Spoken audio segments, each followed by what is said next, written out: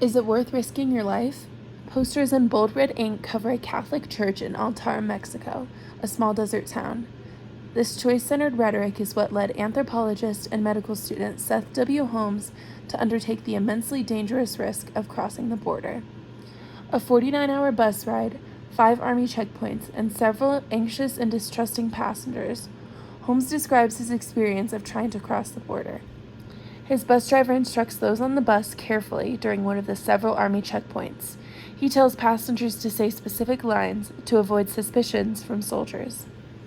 As characterized by the tricky people Holmes worked with, Holmes wanted to see for himself how the poor suffer.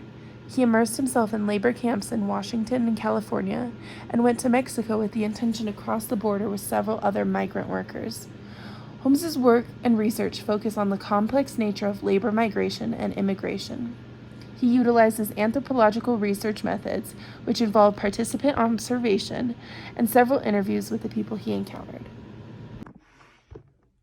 Holmes had recently begun migrating for work to understand the complexities of migrant labor better.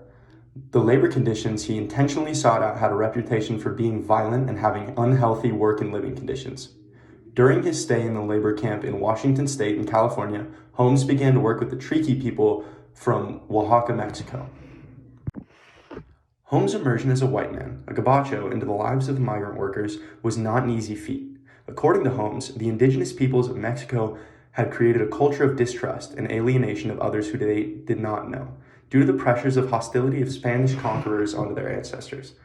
This lasting impact resulted in a distrust of Holmes by many, with some questioning his presence, if he was an American spy for the police, or saying a gabacho should not be here.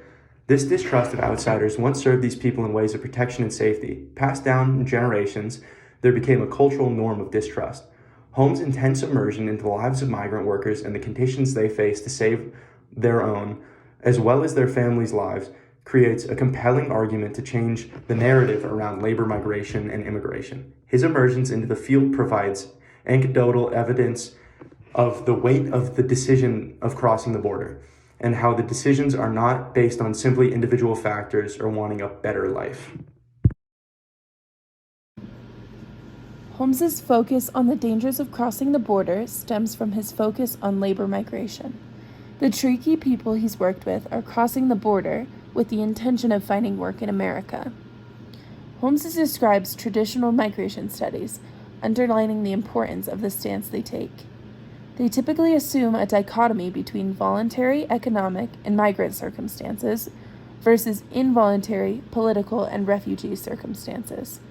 This dichotomy poses migrant workers as voluntarily choosing to migrate, as if their circumstances are any less dire than those of refugees.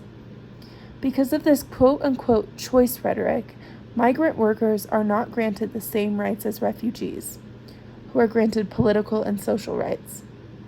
Propositions like Prop 187 in California provide a perfect context for better understanding the conditions migrant workers face. This proposition tried to make it legal for U.S. companies to pay their migrant workers only enough for quote-unquote daily survival, making it illegal for the government to provide benefits like healthcare, education, and social services from government money. The rhetoric surrounding crossing the border in America circles the idea of choice. In most anthropological studies, motivations to migrate are deemed as push and pull factors. Push factors are the things driving a person to migrate, things like poverty or racism. Pull factors are the opposite. The driving force is pulling someone to leave. Things like better work opportunities and better access to crucial resources. In these studies, Holmes claims there's a minimized attention to how societal structures impede on an individual's choice and how limited the options may be to those people. The lack of focus on the broader regimes that impact the need, not the choice to migrate. The Triqui people Holmes worked with has described migration as anything but voluntary. There is the wrong assumption that migrant workers are choosing willingly to migrate across the border through the treacherous and deadly conditions. This rhetoric of choice in America makes the deaths of the people easier to swallow, as these people are choosing to take on the mortal risk.